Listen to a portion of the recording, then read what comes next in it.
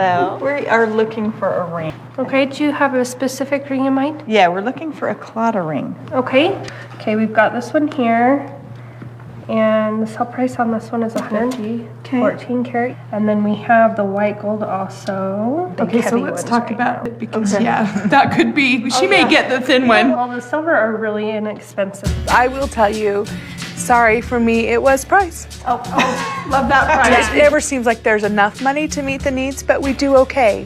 There was one, it was least expensive, and it had more detail than others. How do you even say that? It should have cost more, because it means more if it costs more. It doesn't even make any sense. Should we do that one? Good with that one. I like it. Okay. All right, I guess we'll take that one. We are planning on giving Robin her Claddagh ring at the wedding reception. I think she's going to think it's really cool. I'm nervous about if we got the right one. So is it her birthday, or is it just kind of just because? Yeah, just because. When somebody starts... She smiled. Through the dinner, through the ring shopping, through the plane ride to Mexico, through 20 years of holding on by one fraying thread. And back then, we thought it was real.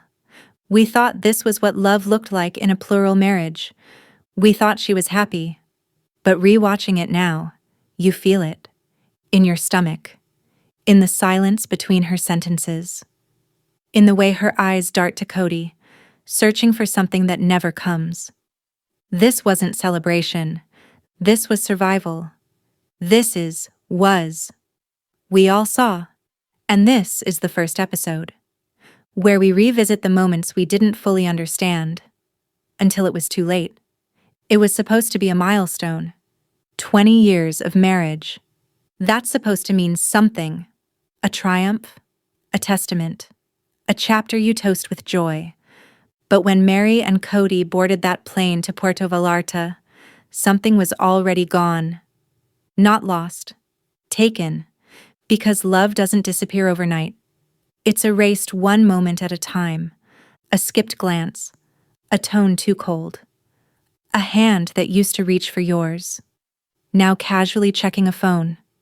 And when Cody says, "It's been 20 years, that's significant." His words hang in the air like he's trying to convince himself it's still true. Then comes the ring shopping. On paper, a beautiful gesture. He wants Meri to help him pick out a ring. For Robin. Because that's what a supportive sister-wife does. But Meri? She plays along. She nods. She laughs. She supports. And we all cheered at the time, right? We thought, look at her maturity, her generosity, her strength. But rewatch that scene now. Frame by frame. Look at the way her smile fades when he's not looking. Watch her eyes search for acknowledgement she never gets. Hear the crack in her voice when she tries to sound excited about another woman's ring. This isn't strength, it's surrender. Later, Cody and Meri go for a sunset dinner. Champagne. Ocean view, a toast to 20 years. He says, "I wouldn't be here without you." She softens for a moment, like maybe this is the moment he finally sees her again. But then he says something else, something that hits different now. "You've been strong through all of it, you let me grow." Translation? You made space for me to fall in love with someone else. You let me ignore you while I chased something new. You watched the foundation crack and never asked me to patch it. Meri smiles. She nods. She plays the part. But that isn't love on her face. It's grief with mascara on. Because the Meri we see in this episode? She knows. She's already mourning something that's still technically alive.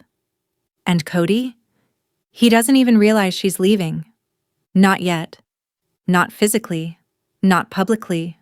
Not loudly. But emotionally? She's already halfway gone. You can only pretend for so long. And in this episode, Meri tries harder than ever to look unbothered, to stay grateful, to believe that maybe, just maybe, this is just a phase, that the man across from her might still come back. But it's in the details where the truth leaks out. Not the grand gestures, not the speeches. It's in the way she holds her hands in her lap instead of reaching for his. The way she overlaughs at jokes that aren't funny. The way she looks toward the camera, not to perform, but almost like she's asking, "Are you seeing this too?" And now, years later, we do. We all saw. We just didn't know what we were looking at. Cody, for his part, is upbeat. He says all the right things. "I've got 4 wonderful wives. I'm the luckiest man in the world. We're in a good place, stronger than ever. Meri and I, we've been through a lot, but we've endured." But what he's really saying is, "Look at me. I've managed the optics." What's missing is any talk about her, how Meri feels, what Meri needs, where Meri stands in the equation now that Robin has taken center stage. Because it's not just that Robin exists, it's that her presence made Meri invisible. There's a moment where Cody gives her a necklace, a silver heart. It's supposed to symbolize 20 years of partnership, but Meri's face flickers. Just for a second. And you realize she didn't want jewelry. She wanted validation, presence, intimacy.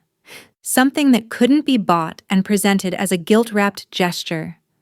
But Cody is already talking about the next scene, the next trip, the next dinner with Robin.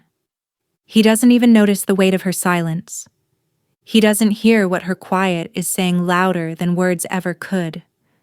And then we get that talking head moment. Meri alone, hair done, smile soft, voice shaking slightly. She says, "It's been hard, but I'm still here. I've made that choice." And for a second, we believe her. She sounds composed, grounded, even strong. But now, years later, we know what "I've made that choice" really means. It means I'm too hurt to walk away and too invisible to stay whole. I'm still waiting for the man who used to see me. I'm not okay, but I'm hoping if I smile long enough, he'll remember me. That's not a choice. That's a coping mechanism. Meanwhile, Cody starts rewriting history before it's even finished. He starts talking about their past like a story that happened to him.